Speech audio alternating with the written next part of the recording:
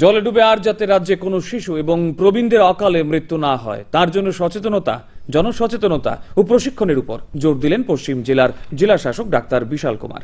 আজ জেলা শাসক কার্যালয়ের কনফারেন্স হলে district disaster management authority Tripura আয়োজিত প্রশিক্ষণ কর্মশালায় তিনি এই আহ্বান জানান।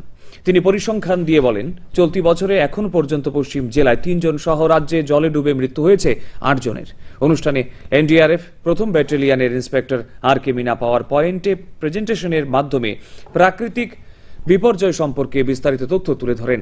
কর্মশালায় বিভিন্ন এনজিও, ক্লাব ও স্বেচ্ছাসেবকরা যোগ দেন। পরে দুর্গাবাড়ি দিঘিতে জলে ডুবে মৃত্যুর হাত থেকে কিভাবে মানুষকে রক্ষা করা যায় তা দেখানো। इसी के लिए आम जो लोग जनता के बीच में काम करते हैं, जैसे हमारे क्लब के मेंबर्स हैं, हमारे वार्ड सेक्रेटरीज हैं, इनके बीच में इस अवेयरनेस को क्रिएट करना।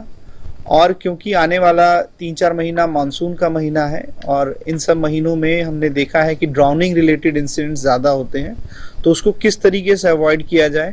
और अगर कोई आम नागरिक इन चीज़ों में इन्वॉल्व हो जाता है या उस ड्राउनिंग का इंसिडेंट होता है, तो किस तरीके से उसको प्रिवेंट किया जा सकता है, किस तरीके से उसमें डेथ को अवॉइड किया जा सकता है, इसी पे हम लोग ये कंप्लीट वर्कशॉप कराएंगे।